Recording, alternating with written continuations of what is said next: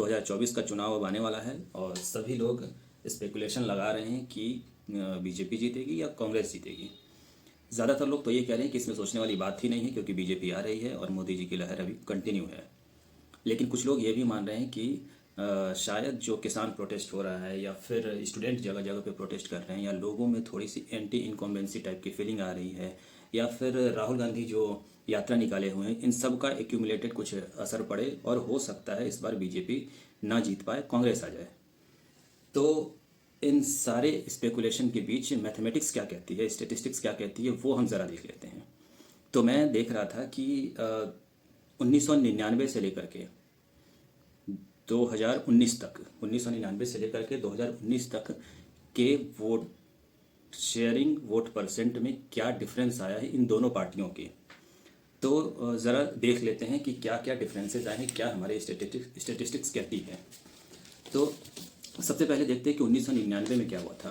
1999 में सबको पता है कि अटल जी की सरकार बनी थी, कांग्रेस उस समय हार गई थी।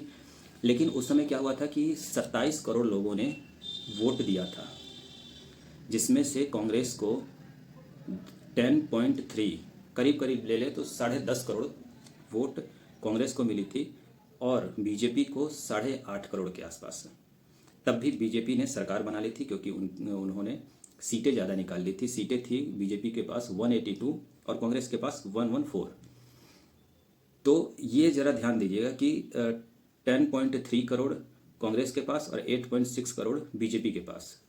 अब कांग्रेस का डेटा हम देखते हैं कि 19 तक में क्या बदलाव आया है।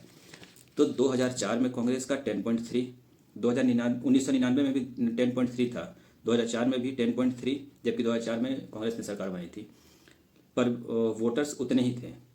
फिर 2009 में करीब करीब 12 करोड़ के आसपास, थोड़े से वोटर्स बढ़े इसके, ज़्यादा नहीं लेकिन थोड़े से ही बढ़े। 2014 में क्या हुआ, 10.5 करोड़ के आसपास। मतलब मोदी जी की जब लहर आई तब भी कांग्रेस के वोटर्स इधर से उधर नहीं गए, कांग्रेस के पास ही थे, ये हम इस डेटा से कह सकते हैं। 19 में क्या हुआ, 12 करोड़। तो वहीं पूरे अगर हम ये 5 चुनाव की बात करें तो कांग्रेस के जितने भी वोटर्स हैं वो करीब करीब सेम ही रहे हैं, वहीं 10.5 करोड़ से लेकर के 12 करोड़ तक फ्लक्चुएट करते रहे हैं। अब बीजेपी का हम देखते हैं। बीजेपी का बड़ा इंटरेस्टिंग है, वो भी मोदी जी के आने के बाद तो कुछ ज़्यादा ही इंटरेस्टिंग हुआ है। तो देखते हैं 1999 में जब अटल जी ने सरकार बनाई थी तब करीब करीब 8.5 करोड़ के आसपास, 2004 में भी 8.5 करोड़, 2009 में घट के करीब 7.25 करोड़ के आसपास, मतलब 7.84 करोड़ के आसपास। ठीक है। अब 2014 में मोदी जी आ गए हैं, मोदी लहर का जो नारा चलता था वो आ गया है। अब देखिए ये 7.8 करोड़ से 17.16 करोड़, ये करीब 9 करोड़ से ऊपर का वोट जंप हुआ है बीजेपी में। इतने नए वोटर्स आए हैं बीजेपी को। और अगर पूरे वोट को काउंट करें हम तो पूरे 2009 से 2014 में 41 से 55 करोड़, मतलब कि 14 करोड़ के आसपास नए वोटर्स आए, जिसमें से 9 करोड़ सिर्फ मोदी जी ने ले लिए। और ये यहीं तक नहीं रुका, 2019 में अगर देखेंगे तो ये 23 करोड़ हो जाता है। तो मतलब 2019 में 61.5 करोड़ टोटल वोटर्स थे, जिसमें कि 23 करोड़ बीजेपी के। तो आप समझ सकते हैं कि मोदी लहर क्यों कहा जाता है। कहाँ 7.8 करोड़ वोटर्स बीजेपी के पास और सडन 17.16 करोड़, और उसके बाद भी नहीं रुके 23 करोड़। अब इस बार अगर इस तरीके से जंप होता रहा तो इस बार ये हम कह सकते हैं कि यहाँ 23 करोड़ है तो करीब करीब 27 करोड़ तो होना ही चाहिए, अगर जिस तरह से जंप हुआ। वरना सेचुरेशन पे हो गया होगा तब भी कम से कम 23 करोड़ वोटर्स तो बीजेपी के हैं ही हैं, जो मोदी जी तक बना के गए हैं। अब क्या होगा अगर कांग्रेस को जीतना है, तो कांग्रेस अभी 12 करोड़ पे है और मोदी जी हैं, बीजेपी है 23 करोड़ पे। अब कांग्रेस को जीतने के लिए कम से कम और 12 करोड़ नए वोटर्स चाहिए।